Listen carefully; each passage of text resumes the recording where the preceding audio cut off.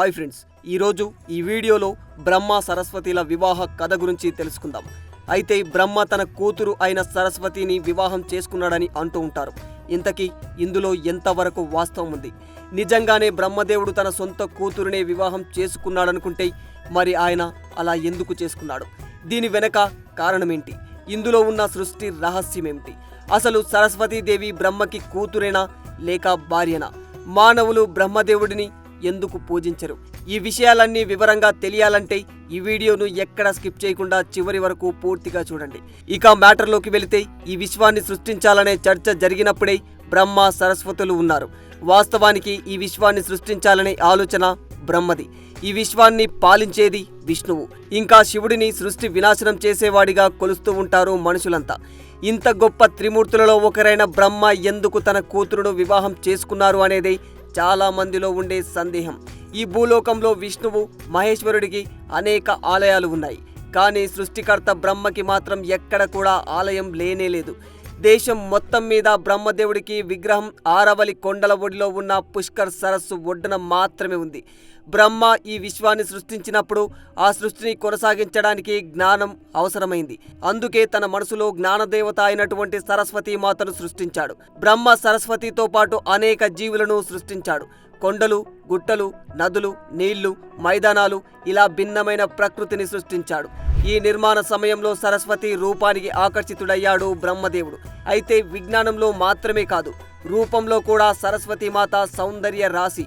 దీంతో బ్రహ్మ సరస్వతి పట్ల మోహం పెంచుకున్నాడు. ఇలా ఆమె అందానికి ఆకర్షితుడైన బ్రహ్మ నిత్యం సరస్వతిపై తన దృష్టిని ఉంచేవాడు. బ్రహ్మ తనను సృష్టించాడు కాబట్టి సరస్వతి బ్రహ్మను తండ్రిగా భావించేది. అలాగే భావించాలి కూడా. తన తండ్రి తనను మోహంతో చూడటం ఆమెకు ఏమాత్రం నచ్చలేదు. దీంతో బ్రహ్మ కనుచూపు మేర నుంచి తప్పించుకోవడానికి ప్రయత్నించేది సరస్వతి మాత.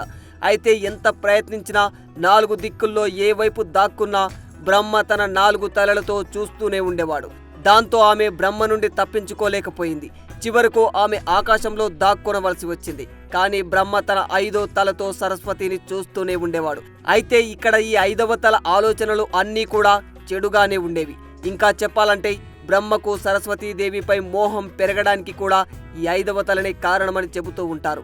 ఇక సరస్వతి మాత ఎటు వెళితే అటు బ్రహ్మ చూపు వెంటాడుతూనే ఉండటంతో భయపడిపోయిన సరస్వతి శివుని వద్దకు వెళ్ళి బ్రహ్మ గురించి పూసగుచ్చినట్లు చెప్పి తనను కాపాడమని కోరిందట. దాంతో బ్రహ్మ చేసే చర్యలకు కోపగించుకున్న శివుడు బ్రహ్మ 5వ తలను నరికేసినట్లు పురాణాలు చెబుతూ ఉంటాయి.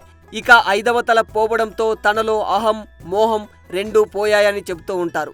కానీ ఎలాగైనా సృష్టి జరగాలి కాబట్టి దీంతో అసలు సరస్వతీదేవి పుట్టుకకు కారణమేంటి అనే విషయాన్ని వివరించి ఆమెను పెళ్లి చేసుకుంటాడు బ్రహ్మదేవుడు. ఆ తర్వాత 100 సంవత్సరాల పాటు వారిద్దరూ ఏకాంతంగా గడిపి మను అనే బాలుడికి జన్మనిచ్చినట్లు పురాణాలు చెబుతూ ఉన్నాయి. అలా ఈ భూమిపై జన్మించిన మొట్టమొదటి మనిషి మను. అంతేకాకుండా వేదాలు, సనాతన ధర్మాలు, సంస్కృత భాష లాంటి ఎన్నింటికో మనును జనకుడిగా అభివర్ణిస్తూ ఉంటారు. ఇలా మనుష్య జాతిని నిర్మించడానికి బ్రహ్మ తన కూతురునే పెళ్లి చేసుకున్నాడని చెబుతూ ఉంటారు. అయితే ఇష్టం లేకుండా తనను వివాహం చేసుకున్నందుకు సరస్వతీదేవి కోపోద్రిక్తురాలయ్యి బ్రహ్మకు ఈ భూమి మీద ఎక్కడా కూడా పూజలు జరగకూడదని శపించినట్లు కూడా చెబుతూ ఉంటారు. అందుకే రాజస్థాన్, పుష్కర్, తమిళనాడు మినహా బ్రహ్మదేవుడికి ఎక్కడ కూడా మందిరాలు ఉండవు ఈ భూమిపైన. ఇకపోతే బ్రహ్మ స్వయంగా తానే సరస్వతీదేవిని సృష్టించాడు కాబట్టి ఆమె బ్రహ్మకు అర్ధాంగినా లేక బ్రహ్మ కుమార్తెనా అన్న అనుమానం మీకు రావచ్చు. అయితే ఈ విశ్వంలో అన్నింటిని సృష్టించింది బ్రహ్మదేవుడు మాత్రమే. సరస్వతి కూతురైనా, అర్ధాంగి అయినా ఆమెను సృష్టించింది కూడా బ్రహ్మదేవుడే. అది బ్రహ్మతోనే సాధ్యపడుతుంది. ఒకవేళ బ్రహ్మదేవుడు ఇంకెవరినైనా వివాహం చేసుకోవాలనుకున్నా స్వయంగా తాను వారిని సృష్టించే వివాహం చేసుకోవాల్సిందే. సో ఇక్కడ సరస్వతీదేవి బ్రహ్మ మనసు నుంచి సృష్టించింది కాబట్టి అతని కూతురు. ఇంకా సృష్టి జరగడం కోసం వివాహం చేసుకున్నాడు కాబట్టి అర్ధాంగి. ఇక ఇక్కడ మనం తెలుసుకోవాల్సిన విషయం ఏంటంటే, వాస్తవానికి మనకు దేవతల గురించి తెలిసిన ప్రతి సమాచారం అంతా కూడా పురాణాల్లోనే ఉంటుంది. బ్రహ్మ సరస్వతి గురించి ఇప్పటి వరకు వచ్చిన సమాచారం అంతా కూడా సరస్వతి పురాణం నుంచి తీసుకున్నదే. అయితే సరస్వతి పురాణానికి సంబంధించిన విషయాలు ఏవి కూడా హిందూ వేదాలలో లేనేలేవు. హిందూ ధర్మంలో 4 వేదాలు, 18 పురాణాలు ఉన్నాయి.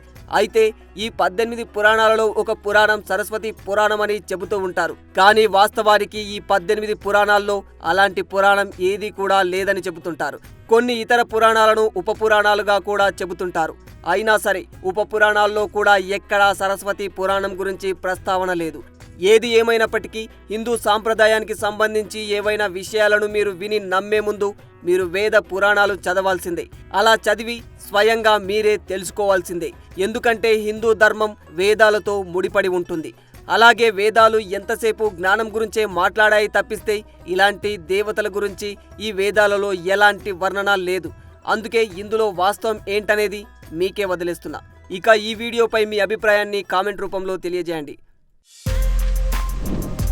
For more videos like this, subscribe Big TV channel.